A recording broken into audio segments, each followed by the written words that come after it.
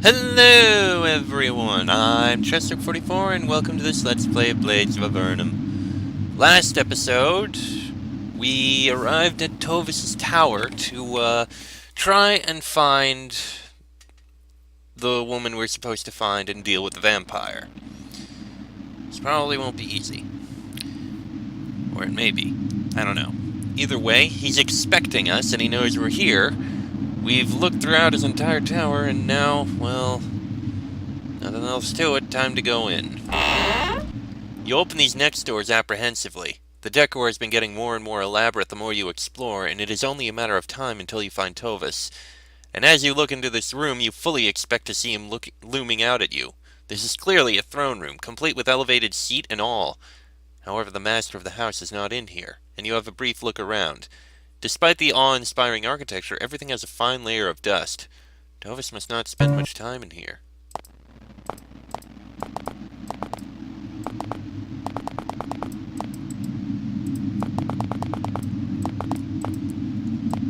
I thought we were expected.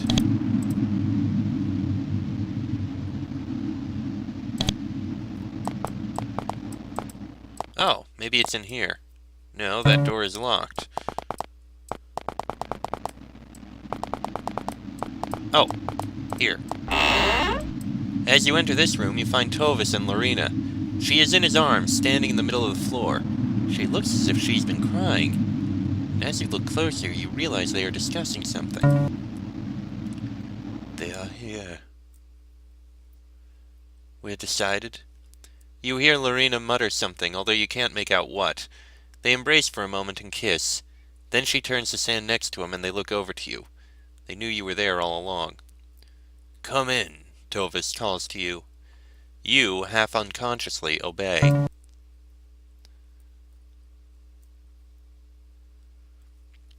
Tovis looks across at you, then he bows his head. Well, you found me again, adventurers, and I did warn you what would happen if you did. However, I am tired of running. Me and Lorena have spoken, and our love cannot be. Stone can have it back, but warming him, it won't be forever. Lorena steps away from Tovis and turns to him. And you promise? Of course. Now go. They lean in close for a kiss whilst you watch, wondering what all this is. Then suddenly, Tovis waves his hand and he disappears. Have you really managed to escape without having to fight or talk or do anything? Lorena turns to you and wipes her eyes. Well, that's that, I guess. Will you take me back to Greenleaf? Yes, come on. You take her by the arm and prepare to leave. As you wander through the craven halls of Tovis's lair, Lorena lingers and looks about. Her heart seems heavy and she doesn't say anything.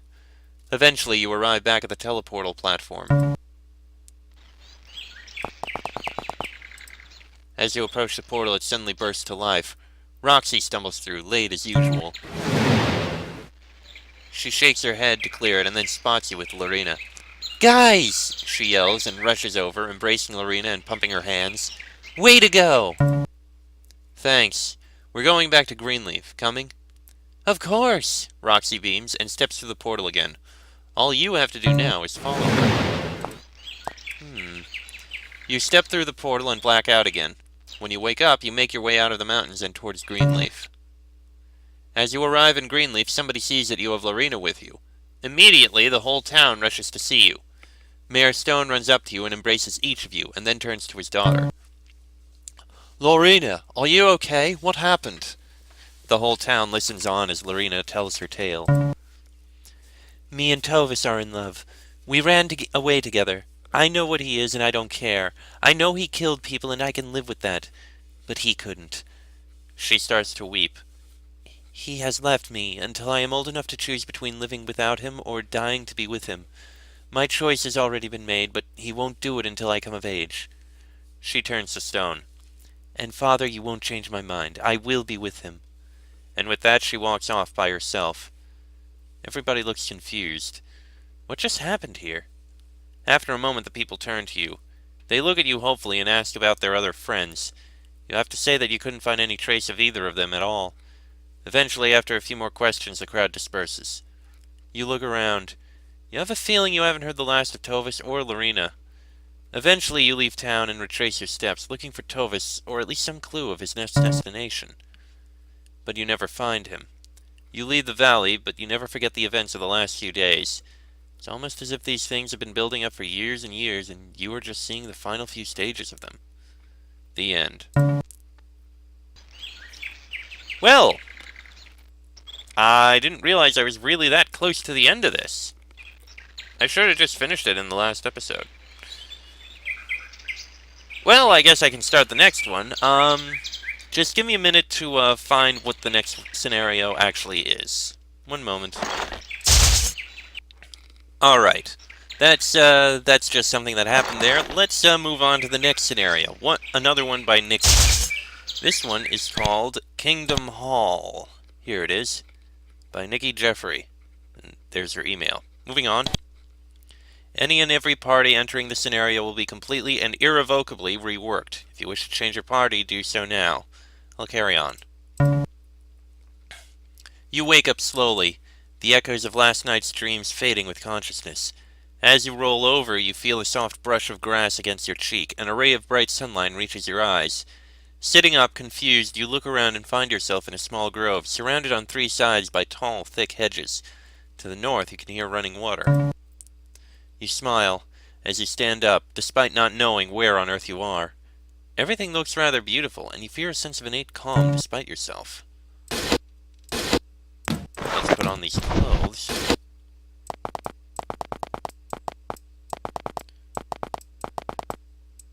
You step out of the grove where you woke up and into another, slightly bigger one. You notice that a stream separates this grove in half, and several small flower beds help to brighten the place up. What really catches your eye, though, is the gardener. It's a small pixie, a creature you scarcely believed in when you were 5, never mind now.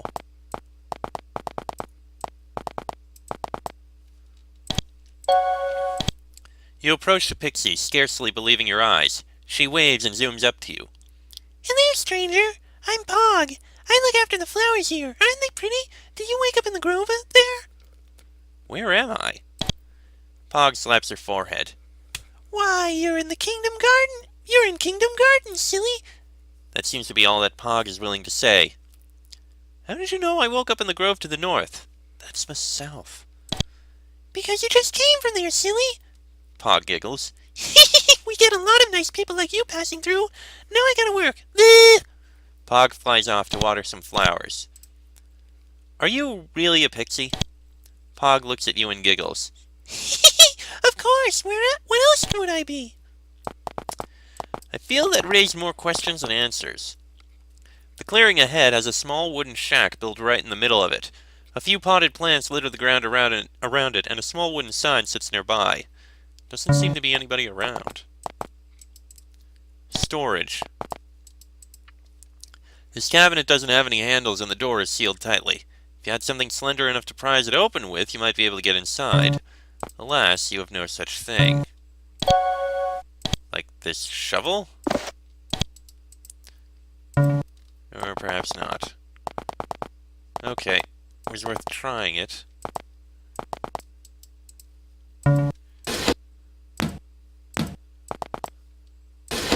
Okay. As you walk along, you spot a glint of metal in the reeds by the riverbank ahead. You wonder what's hidden there.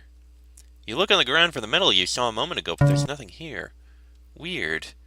You're about to give up when you gaze across the stream and see a huge tree to the south. The lower branches spread out several meters, providing ample shade underneath.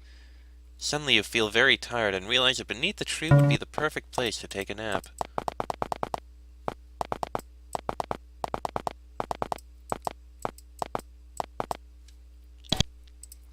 This pixie doesn't wish to talk to you. She just smiles cheerily as she goes about her business. You enter what looks like a small nursery. There are 2 rows of young trees being grown here, and butterflies and bees buzz around going about their business.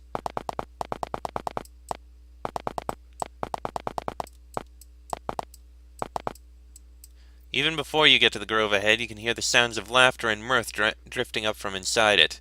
Stepping closer, you can see that a small group of pixies are having a meal with a fairy. One of the pixies spots you and waves you in, calling shrilly, Hey you! Come and have some wine!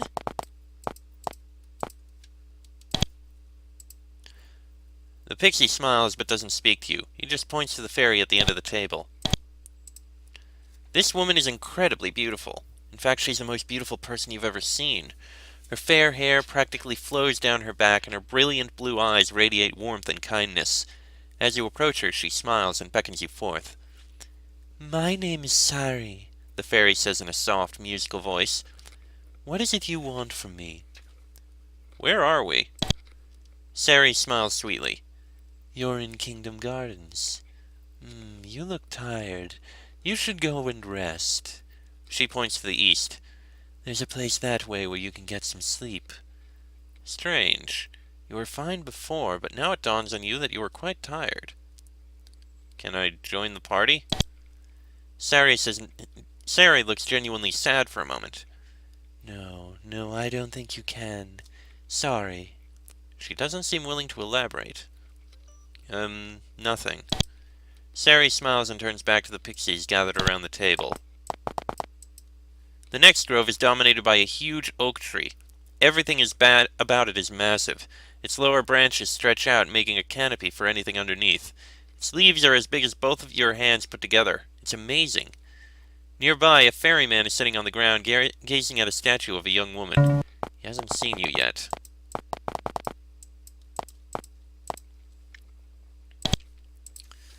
This fairy sits motionless, staring at the statue in front of him. The statue is beautifully carved. It almost looks real. You try to get the fairy's attention, but you can't.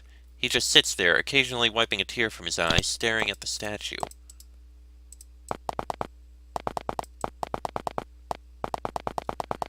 "Oh, I guess we'll go to this tree."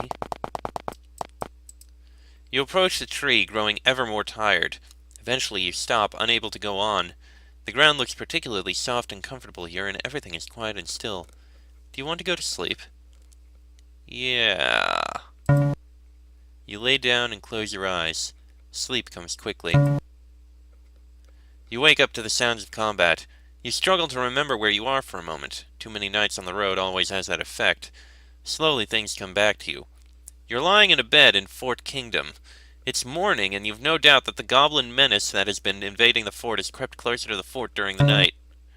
Your equipment is in the chest in your room. You're going to need everything available to fight off the invaders. This is curious. What is going on here?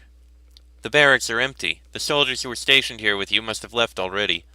Listening carefully, you can hear the sounds of battle in the background. Barracks A.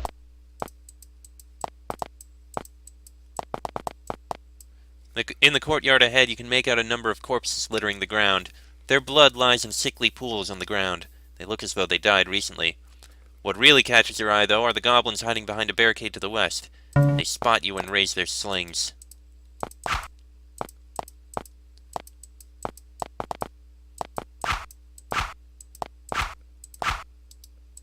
Storage Shed 1. They're flinging rocks, but it's not actually hurting me. Up ahead, you spot several goblins looting a corpse. One of them pulls at the dead body's leather armor with grubby paws, whilst another tries to prise off a wedding ring with its teeth. Suddenly, they turn around and spot you. Growling, they advance.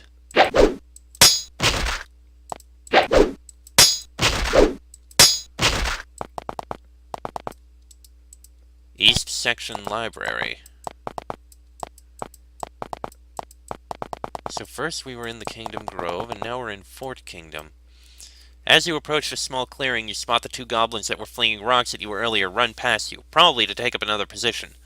Looking ahead, you can see more corpses. Your kinsmen cut down by the goblins. It's beginning to seem like you're the only person alive in this part of the city. As you make your way further into the clearing, you spot another set pair of goblins hiding behind another barricade. They spot you and grin. You suspect that they're waiting for you to get closer before pelting you with stones.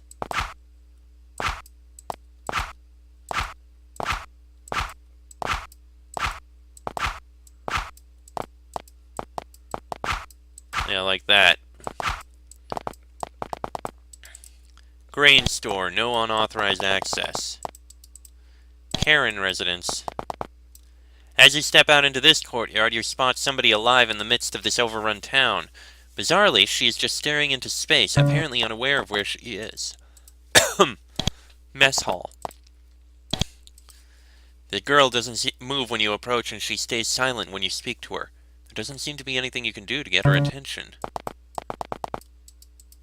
Mayor Gamble. As you make your way into the large courtyard in front of Spectre Manor, the two goblins from earlier move into the barricade to the east and look around for people to attack. Spectre Manor.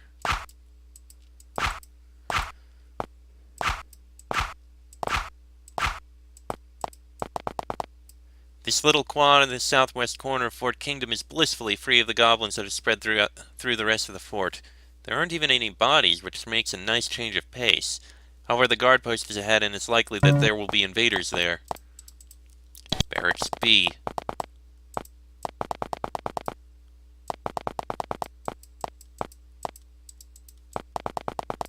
Doesn't look like there are. Two sewers. You approach the exit of this section of Fort Kingdom. You should probably go and find out if the goblins have managed to get into the rest of the fort. Do you? Yeah.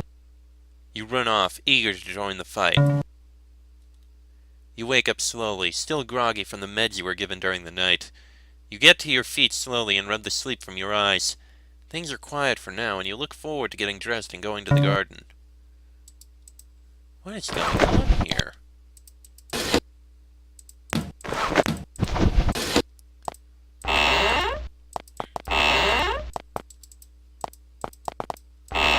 Now we're in a...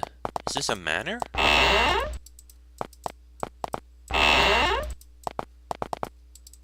Smile! This is getting more and more creepy. The hospital's dining room is fairly empty. You must have missed breakfast already. You look around and somebody catches your gaze before turning away and staring at somebody else. You don't like these people and you don't want to talk to them. You just want to be on your own in the garden.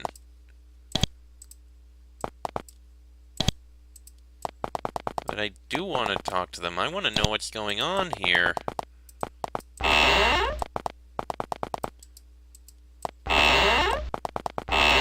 This is the other level on this is the other ward on this level. This is where the lower risk patients sleep. Right now, though, it's completely empty.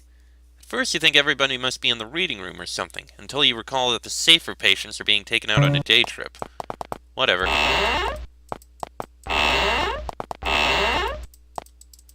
Please remember to dress.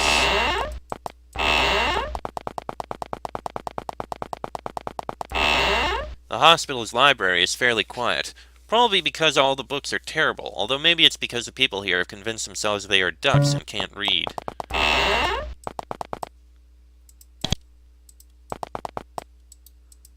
These books are all crap. They're about helping you deal with your condition and other mental disorders in general. None of them interest you.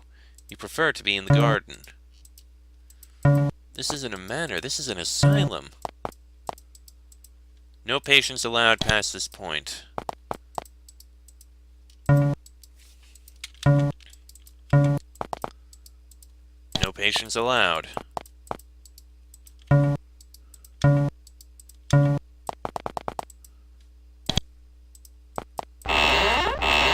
The garden is blissfully empty. At least you can be out here in relative peace. You ain't ever alone, but it's enough just to sit on the soft grass watching the sky.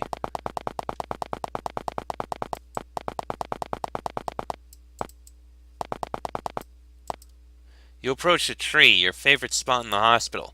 You really want to settle down beneath it and just be on your own. That's all you've ever wanted. Sit? Yes. You sit down and wait for night to come. Huh. So... That's interesting. Was that last one the one that was true? The fact that we're in an asylum, Kingdom Hall? And the other two were just...